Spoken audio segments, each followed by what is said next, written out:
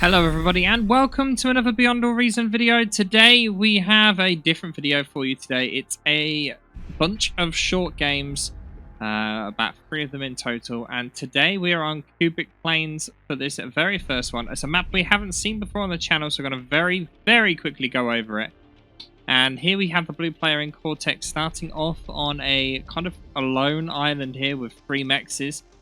This is a potential start position there, but the main start position is over here on this high ground with 3 metal points. It's a very well defended point with 2 more metal points further down, a geo, and then more metal points further down there. Now this does mean that with this position you only have to defend this ramp with a couple of laser towers, and that will defend your entire base pretty effectively. Now the rest of the map, there are 3 more metal points in the water down there, and on both sides they have a island in the corners with more metal points, as we can see. And as we zoom over, this is where the blue player has started on that side there, and obviously their opponent in red starting up the top. Now the center of the map, which we haven't seen before again, is obviously ridiculously flat. There are no metal points here to look at, and there are just 2 lakes either side that just break it up a bit, and that's all there is to the map. It's a very simple, straightforward map, and as it is completely flat, we're gonna see everyone using vehicles. So let's switch straight across to the normal camera. Okay, so the one thing we have to ask ourselves is Whyshire built down here on his own. Now this position here will give a little bit of a momentary advantage for raiding purposes. I have no idea how to pronounce this person's name. Yitiaox. I'm just going to call them Yit because it's so much easier. They're obviously expecting Whyshire to be up here. And now, as soon as Yit has realised Whyshire's not there, he knows where he's going to be. But that early raid, or would have been an early raid, Whyshire would have had to deal with. Now, whilst Whyshire has done that, he's already got an incisor out. There surprisingly is no radar, though, as Whyshire is just starting to build that now. This incisor will end up, well, should be able to intercept these raiders, the rascals, but Whyshire not paying attention, and that incisor has not gone into a defensive position. Oh, there we go. Able to pick it up. Perfect.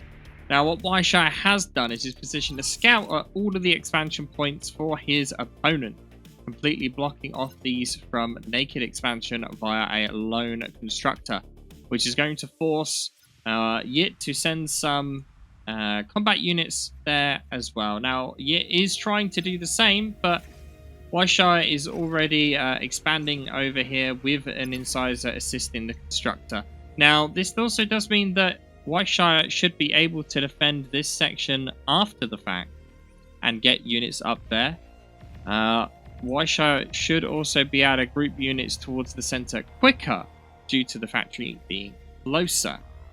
However, it does leave the base more open to attack, and these early scrambles here not really doing too much.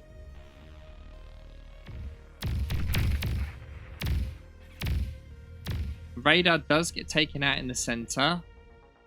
Another one is already going up though. Surprisingly, we see Whyshire using the commander here to build these waterside mexes. If we select an incisor, we can, wrong button. We can see that it can path into the water there to deal with that, so it's not really a problem. I'm just pressing all of the wrong buttons today. Yeah, did try there to go up the hill to try and do some damage to this over here, but not successful.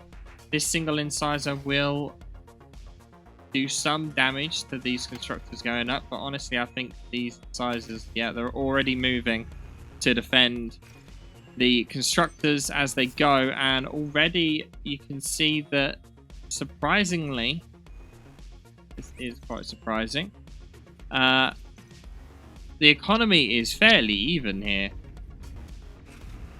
even though Whyshire should, in theory, have more metal extractors. You know what, 3, 6, 9 to the 7 that Yit has. Whyshire, obviously, though, unable to build an LLT to defend these maxes in the sea and has lost them already. Whyshire also really struggling with energy. Building an energy storage whilst having no E is not helping. The incisors here positioned, though, to defend these constructors. The LLTs seem to be queued up a bit late, though, and I feel like these incisors are going to push across way too quickly for Y to really be able to deal with it.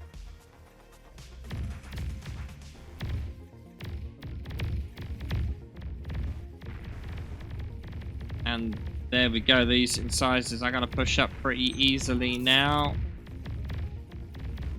Still not an LLT built. Although being closer to Whyshire's base, Whyshire should be able to regroup forces here quicker than his opponent. He could really do a building like an LLT, just something to slow down his opponent pushing up here, but nothing yet. Meanwhile, the two commanders are very, very close to each other, building LLTs in an attempt to stop each other from pushing. There is a decent-ish amount of energy reclaim to be had here. 4,200 from that small group of plants. And whilst the commanders just build walls of LLTs, their units are fighting each other on the front. And because this area is just such an open land with not really any metal extractors to speak of, it is kind of difficult to build a defensive line. Whyshire, they're going for a crazy move, walking into 3 LLTs, somehow still surviving, and now with 13% health.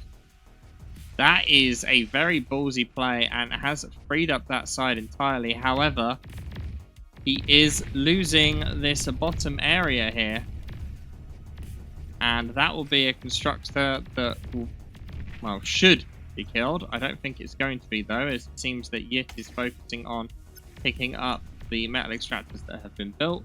He does still have one con up here, which is slowly building LLTs, but his energy production is really struggling.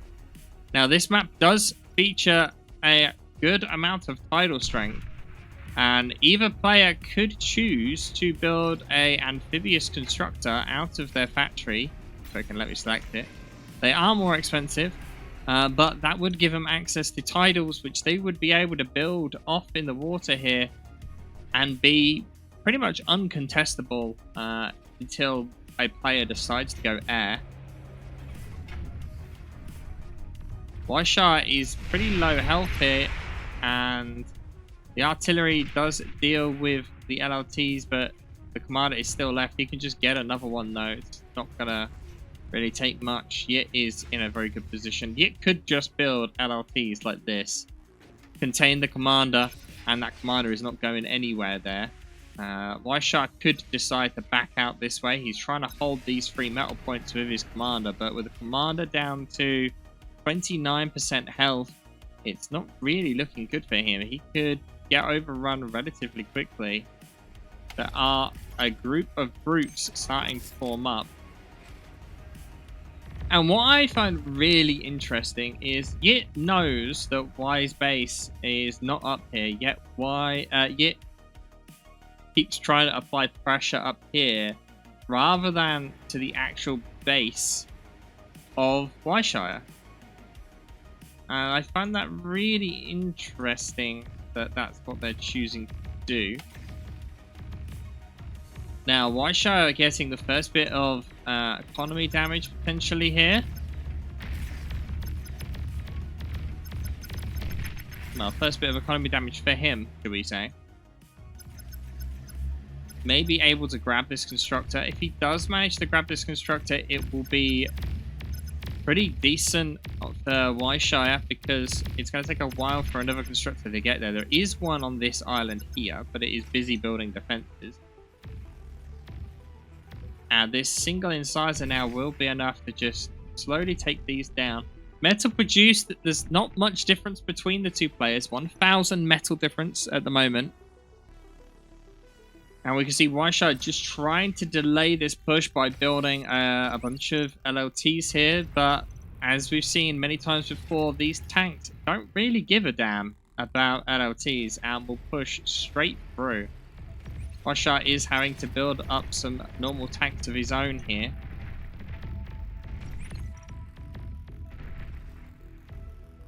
And slowly but surely, there's a decent amount of metal forming up. Both players mixing in a couple of pounders here into the mix.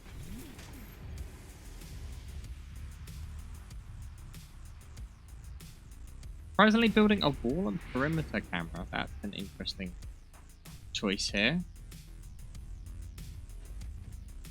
Vice Commander back up to 63%.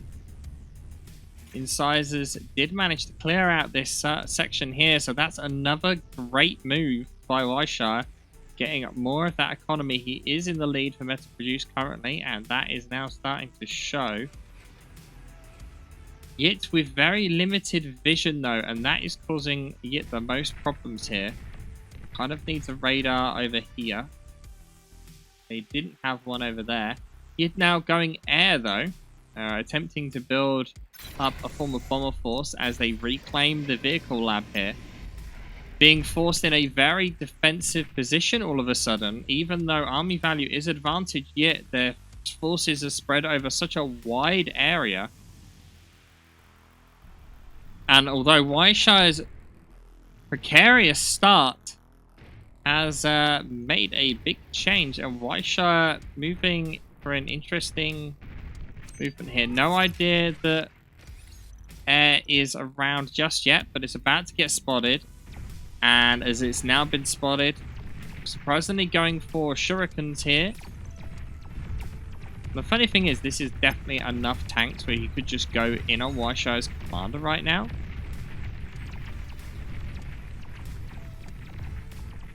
And it seems that Whyshire doesn't really have anything to stop these shurikens right now. And the commander of Whyshire just in the middle of the map. Just like casually walking. Nothing to see here.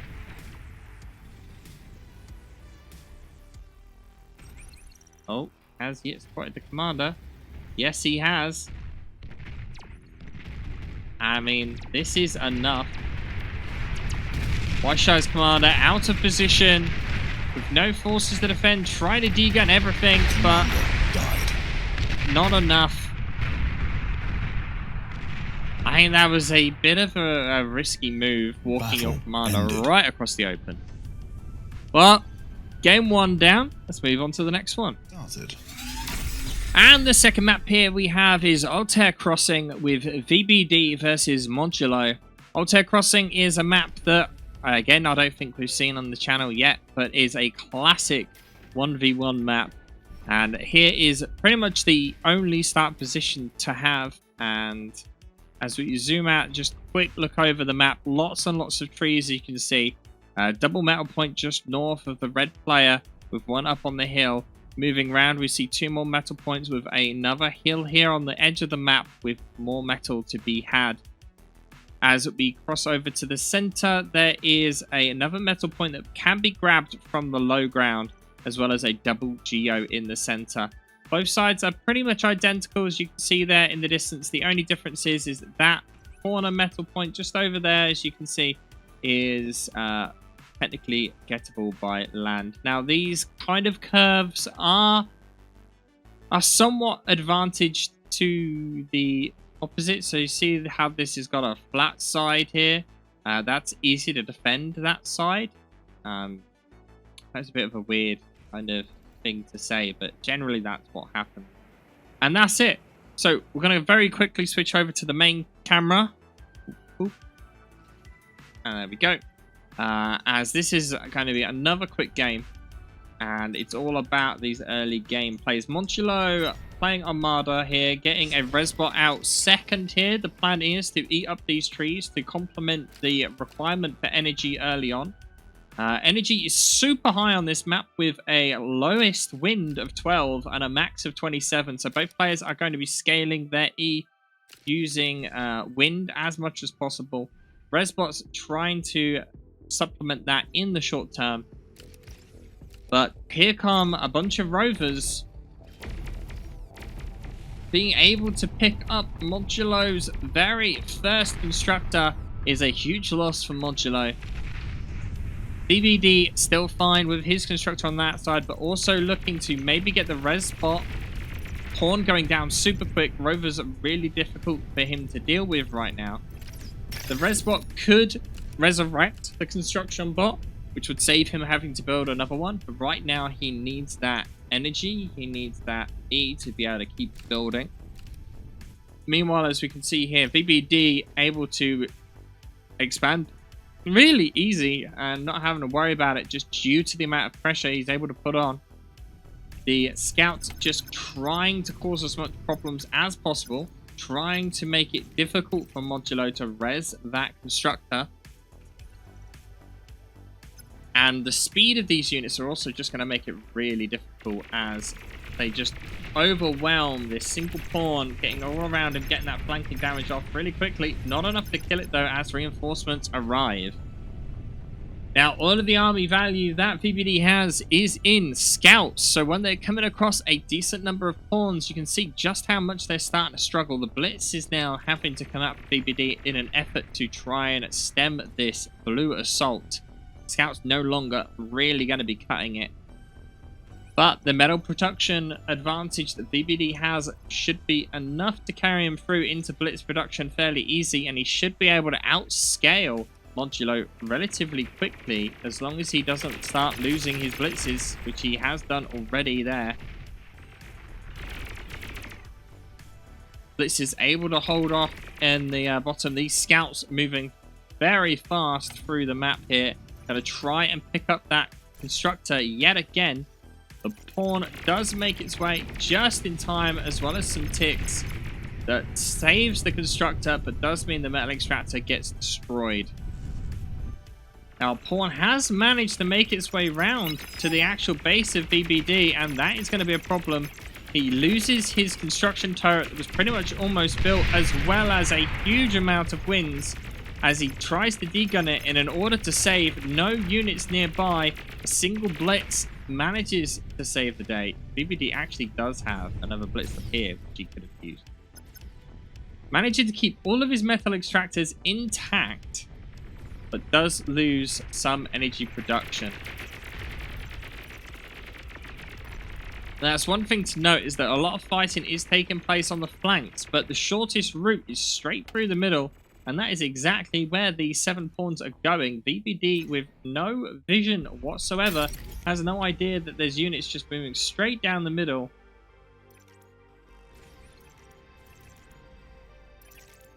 And VBD having to position his commander here in an attempt to potentially degun these pawns. These pawns, however, are just trying to skirt the edge. This LLT will cause Modulo some problems. VBD moving to build an LLT, but that does give these pawns position. Pawns time to position.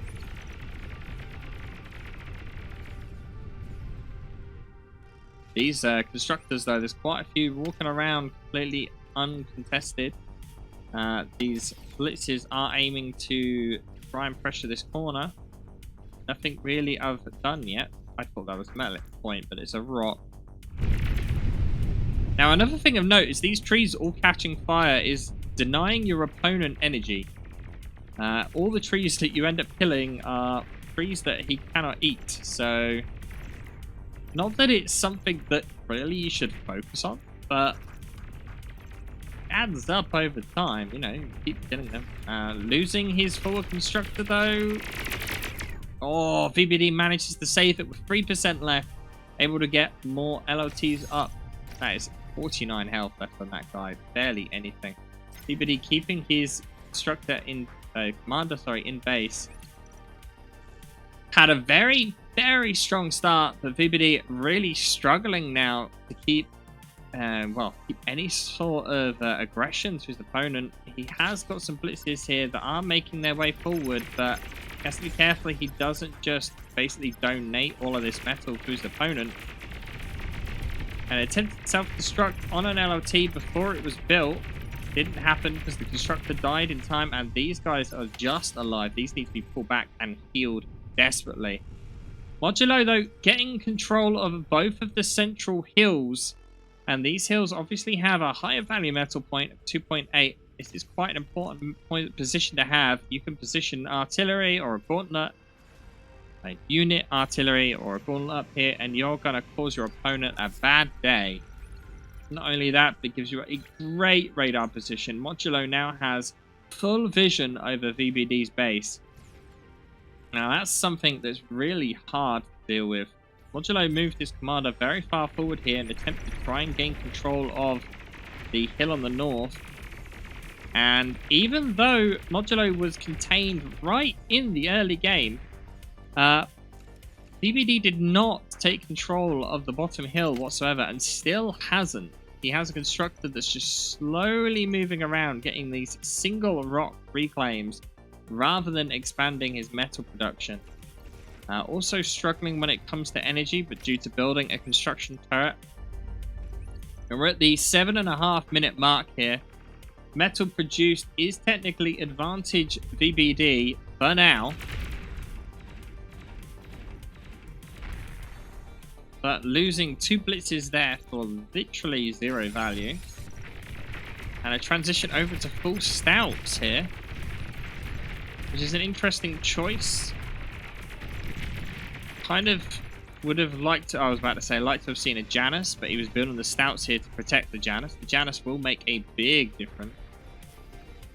Plenty of LLTs is going to make this north side pretty untenable for either one to push from, but this is perfect for Modulo because he wants to get these battle extractors along the top. Meanwhile, along the bottom, the construction vehicle did finally make its way to that point and gets killed. BBD will try and probably build some defense here, maybe build an LLT up there, but not going to happen now that that one's there. Question will be, will these Januses be enough to turn the tide in BBD's favor? Ooh, a beamer went up, actually, and that is making a big hole in the LLTs along the top. Januses work great if they fire their volley into a crowd of pawns, but one missile misses, and then the second missile manages to get 2, and BBD is going to try and just keep these guys alive. Ah, that's a great arc. One volley on the Janus there, enough to take out that LLT. VBD could now decide to build an LLT up here to contest this metal point. But instead, looks like he's focusing on trying to get that reclaim. Both commanders very close.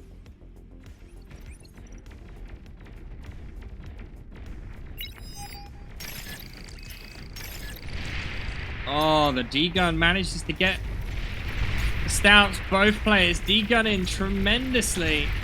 Modulo hugging VBD, giving him a great big hug, realizing that's not going to work out for him. 17%. And that is a tremendously close game. Modulo just losing out on the hug, and VBD takes the win. That could have been anyone's. Great D-guns by VBD. Managed to save him there. And that's it. Moving on to the final game. And here we are again on the Feast of Hades map for the last 1v1 of today. This is going to be a 1v1 versus AudanNaut and Ubivator. And as you can see, this map is one we've seen before on the channel, so I'll very, very quickly go over it and then we'll go straight into the game. So, looking at start positions, we have the blue player here positioning himself in the defensive position up on the hill playing as Cortex. The second position could be here. Both these positions give a very strong defensive position with a couple of LLTs pretty much able to secure your base.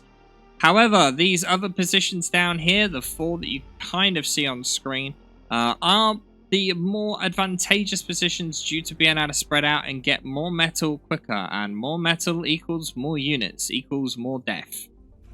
Moving on from the rest of the map, we have a high value metal point right in the center in those double there with the lakes either side, and on the opposite corners from each other you have 2 high value metal islands, shall we say, or hills. Also, as you've noted on the map, this map has lots and lots of crystal, and this provides a lot of energy and a very, very, very, very tiny, insignificant amount of metal. And that's pretty much it. So we're going to go straight into the the main camera, and let's go. If I can apparently press the right button. And here we go. So, ticks starting to make their way out. Bots from Auden. And vehicles from Ubivator. See the reservoir already there, gathering all this metal energy. Oh, they did seem to maybe remove the metal. These crystals here, these large ones, used to contain 10 metal. It was like a stupid, but it seems that that is not the case anymore. Auden has positioned himself here in a very, very risky situation. He has positioned himself right at the front. And this means that he is very, very exposed, but if he can keep applying constant pressure, completely stopping Ubivator from expanding whilst he expands his own economy, that is, he will come out on top. And we already see this as a single pawn has managed to sneak by, delaying that expansion of Ubivator. The micro here trying to keep the pawn out of line of fire, at the same time also here in the base taking out a big chunk of wind. That is some great micro by Auden, putting Ubivator very far behind. That was like 4 winds destroyed there. No metal extractors on this point. Still, more and more pawns making their way across. A constructor surprisingly walking straight towards the middle here, rather than expanding out backwards to get more metal. Or able to get a trapper wreck. Whereas the trapper is the mine layer, is it not? Oh yeah, so Ubivator built a mine layer. And this early aggression is really causing problems for Ubivator. Down 2 metal points, losing a mine layer, which he was probably going to use for reclaim, and almost losing that constructor. This is proving real different than Ubivator is normally playing against. He is really struggling with this pressure, but we have seen it before that early pressure does not necessarily mean a win. If you're not careful, you can end up having problems. Ubivator seems to be planning a minefield here. And Auden again able to completely shut down these 2 metal points, denying them from Ubivator. He is leaving quite a bit of metal in his opponent's base, which he does need to be careful of. But pawns doing a decent job here, going in against the incisors, leaving a single pawn here. And this is a really interesting choice here. Auden just keeping his commander in base, using the build power. He's only just about to start expanding to close by metal points with his starting constructor, able to get the expansion constructor of Ubivator's and the mine layer. Again, Ubivator back down to only his commander for build power as he finishes a replacement construction vehicle, but he's not really able to hold it, losing the metal extractor in his base yet again. Solar's getting shut down, reducing his energy income, and Auden is just managing to keep Ubivator stalled constantly. There is lots of metal in his base that he can eat up now, about 400, but he's not been able to expand at all. And this is some great plays. Auden with an OS here of 32 going up against Ubivator, one of the kings of 1v1, and has been well and truly putting Ubivator in his place. Just because you're a king of OS doesn't mean that someone can't just come and give you the smackdown, and Auden doing a great job at that. The only expansion that Ubivator has is this section over here, And time again, Aiden is so close to taking out that expansion. A few mines causing some problems for Aiden now to get close. But again, look at the difference in metal produced. Somehow, Ubivator is ahead, purely down to all of the reclaim that's there. You untype in something in Russian that I have no idea what that says. But this single pawn able again to just shut down the expansion. Takes out the mine. Ubivator now having to invest in an LRT in the base, but there's so many wins here that that's going to prove difficult. Great positioning control here of the units in an attempt to try and block any units from shooting it. 4% health on the constructor, only just manages to stay alive, and Ubivator is starting to get into a bit of a better position here. It's proving harder and harder for Aiden to get in and do damage. He needs to amass a bit more of a force. Now, he is slowly getting that. I would say with the amount of pressure he has, this LLT is probably not useful. He should just be spreading out quicker. That's probably his biggest weakness at the moment. He has Ubivator completely contained in the corner of the map and should be expanding out like a madman whilst keeping Ubivator in there, but he is not expanding quite as quick. The bots, the res bot he's got is doing a good job at you just getting energy for him, but it has become a bit of a deadlock right now. No one's really doing anything. Aiden makes another attempt in. All he's looking to do is really delay these metal expansions. He's not going to be killing too much, just constantly trying to get the raids off. Mine layer will get destroyed again, and bear in mind, mine layers aren't cheap, you know. Metal-wise they are, but 1,300 metal from my energy, sorry, from mine layer. You know, that's almost half of, or over half of a constructor. That's more than a single incisor worth of energy, and Ubivator was struggling for energy for a long time. He does seem like he's got it a bit more under control now. And he's also started building up enough of an army that a small group of pawns isn't really enough to worry him. Saying that, a small group of pawns manages to get past the commander, killing another construction bot. And although these pawns are very low health, they are able to pick up a couple of wins each. This one won't survive long enough, I think, to get this constructor. Saying that, though, Aiden doing some great microing here. He's just trying to position it so that the incisors can't shoot. But Ubivator does a good job at getting around either side here. And the early attempt at containment is starting to fall. Oh. Oh. Gunships, eh? Aiden going for a gunship play. And this could be the end for Ubivator. He has nothing to stop there. And if Aiden can build up enough gunships, he can just kill down that commander pretty quickly. If not, just go in, kill the base, and that'll be it. The amount of build power that Aiden has been able to kill here is ridiculous. Aiden also with so much metal available. Look, 1,600 metal just sat in base. Realistically, he needs more energy. And when he has more energy, then he can spend his metal. He's actually producing way too much metal. He's actually not able to use it anymore. And here come the first set of gunships on their way across.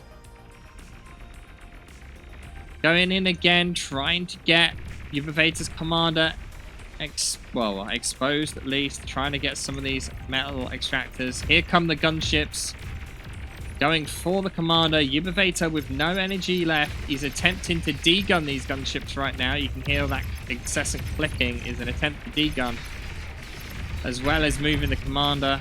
Commander down. Very, very low. 14% health. 10. 6. 5. 3, 1. Commander has fallen. And Ubivator, the king, gets killed by Auden. Very well played there, Auden. Completely containing Ubivator. And well, that's the end of these 3 quick games. Let me know what you thought of this style. Don't forget to do all of that YouTube jazz like subscribing and whatnot. And I will see you all next time.